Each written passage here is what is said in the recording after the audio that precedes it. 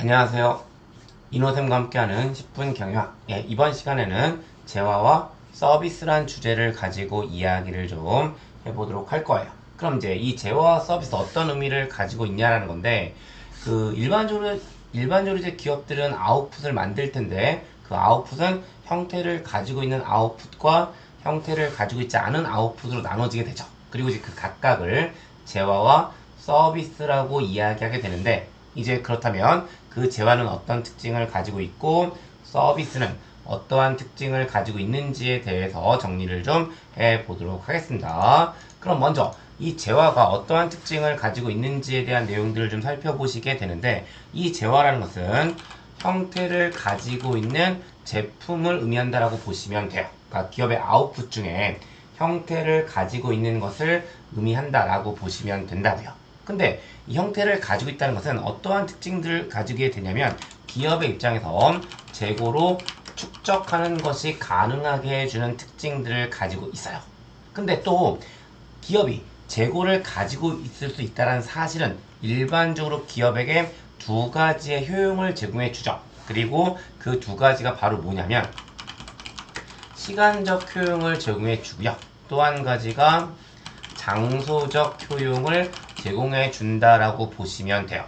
그러면 시간적 효용을 제공해 준다는 것은 어떠한 의미를 가지고 있고, 장소적 효용을 제공해 준다는 것은 어떠한 의미를 가지고 있는지에 대한 것들을 간단하게 살펴보실 텐데, 먼저 시간적 효용을 제공해 준다는 것은 보관이 가능하다는 의미를 가지고 있습니다. 그러면 일단 보관이 가능하다는 것은 어떠한 특징들을 만들어 주게 되냐라는 건데, 일반적으로 기업은 재화를 생산하는 생산 시점이 있을 거고, 그 생산이 끝나고 나면 소비자들은 그 재화를 가져다가 소비할 거예요. 그러면 생산 시점과 소비 시점이 있을 때 보관이 가능하니까 생산 시점과 소비 시점은 일치해야 될까요? 일치할 필요가 없을까요? 일치할 필요가 없어요. 결국 생산 시점과 소비 시점은 분리되어 있다라고 보시면 되고요. 그걸 우리는 분리성의 특징을 가지고 있다라고 이야기하는 거죠.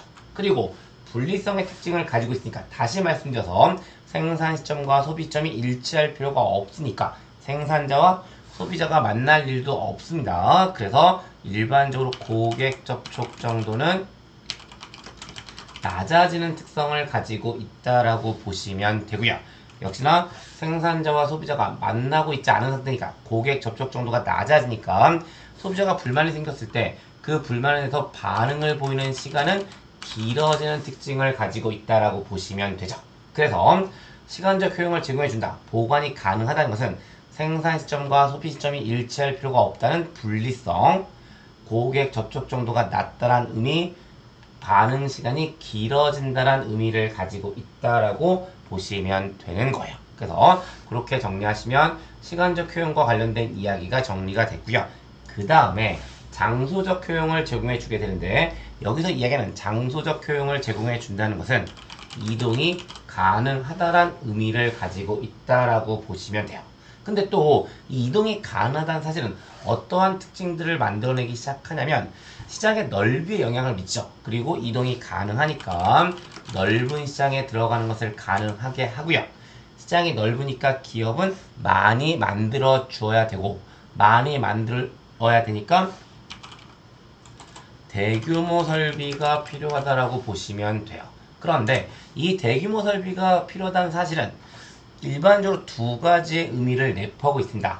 그러면 어떤 의미를 내포하고 있냐면, 대규모 많이 만든다는 것은 한 곳에서 많이 만들어서 전체를 뿌린다는 의미를 가지고 있기 때문에 집권적이라는 특징을 가지게 되고요. 역시나 많이 만드는 관점이라면 사람이 만드는 게 편할까요? 기계가 만드는 게 편할까요? 기계가 만드는 게 편하다는 의미를 가지게 되겠죠. 그리고 기계가 만드는 게 편하다는 것을 뭐라고 표현하게 되냐면 자본 집약적이라고 표현하게 돼요. 그래서 대규모 설비라는 것 안에는 집권적이란 의미와 자본 집약적이란 의미를 가지고 있다라고 보시면 되고, 요게 재화 자체와 관련된 설명이라고 보시면 돼요. 그 다음에 마지막 한 가지는 잠깐 뒤로 미루겠습니다. 그럼 이제 재화에 대한 특징들을 일단 살펴보셨는데, 재화가 이런 특징을 가지고 있다면 서비스는 어떠한 특징을 가지고 있는지에 대해서 볼 수 있을 듯한데 역시나 서비스라고 이야기하는 거 기업의 아웃풋 제품 중에 형태를 가지고 있지 않은 것을 의미한다라고 보시면 되잖아요. 그러면 재화는 형태를 가지고 있는 거고 서비스는 형태를 가지고 있지 않은 거라면 당연히 서비스의 특징은 좀 전에 살펴보신 재화의 특징과 반대 의미를 가지고 있을 겁니다. 그럼 쭉 가보면 무형의 제품이라는 것은 재고 축적이 불가능하다는 의미를 가지고 있을 거고요. 재고 축적이 불가능하니까 시간적 효용을 제공해주는 것이 불가능할 거고요. 그 다음에 장소적 효용을 제공해주는 것도 불가능할 거예요. 그러면 먼저 시간적 효용을 제공해주는 것이 불가능하다는 것은 어떠한 의미를 가지고 있냐면 보관이 불가능하다는 의미를 가지고 있을 거고 장소적 효용을 제공해주지 못한다는 것은 이동이 불가능하다는 의미를 가지고 있겠죠. 그럼 다시 올라갑니다. 보관이 불가능하다는 것은 어떠한 특징을 가지고 있을 거냐면 생산 시점과 소비 시점이 일치해야 된다는 특징을 가지고 있을 거고 그 두 개가 일치한다는 것은 생산 시점과 소비 시점이 분리되어 있지 않다는 의미를 가지고 있으니까 비분리성의 특징을 가지고 있을 거고 역시나 생산 시점과 소비 시점이 일치하니까 생산자와 소비자가 만날 거예요. 그리고 그로 인해서 고객 접촉 정도는 높은 특징을 가지고 있을 거고 역시나 생산자와 소비자가 만나고 있는 상황이니까 소비자가 불만이 생기면 바로 생산자에게 불만을 제기하겠죠. 그래서 반응 시간은 짧은 특징을 가지고 있다라고 보시면 돼요. 그 다음에 이동이 불가능하기 때문에 넓은 시장에 들어가지 못하고 좁은 시장에 들어가는 특징을 가지게 될 거고 시장이 좁으니까 많이 만들 필요가 없을 거예요. 그래서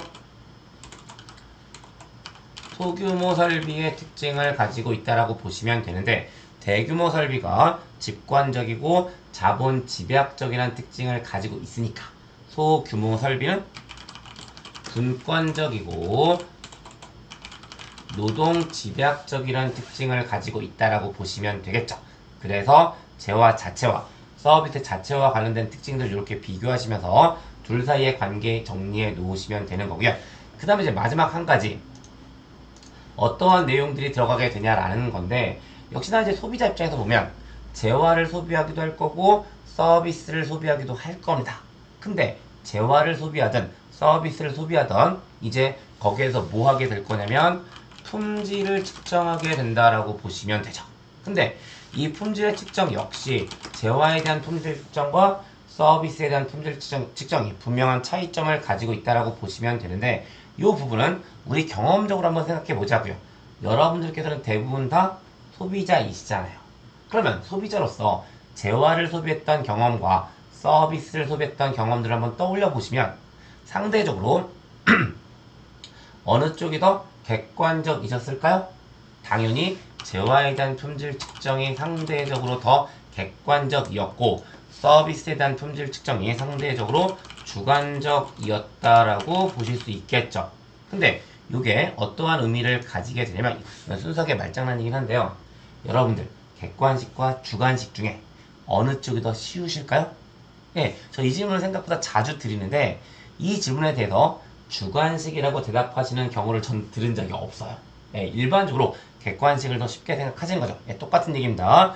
결국 품질 측정이라는 관점에서 재화에 대한 품질 측정이 서비스에 대한 품질 측정에 비해서 상대적으로 쉽다, 용이하다는 특징을 가지고 있다는 거고요. 반대로 서비스에 대한 품질 측정은 재화에 대한 품질 측정에 비해서 상대적으로 어렵다라는 의미를 가지고 있다라고 보시면 돼요. 근데 한 가지만 좀 말씀을 드리면 경영학적으로 쉽다, 어렵다라는 것은 어떠한 의미를 가지고 있기도 하냐면 비용이 저렴하면 쉽다라고 표현하게 되고요.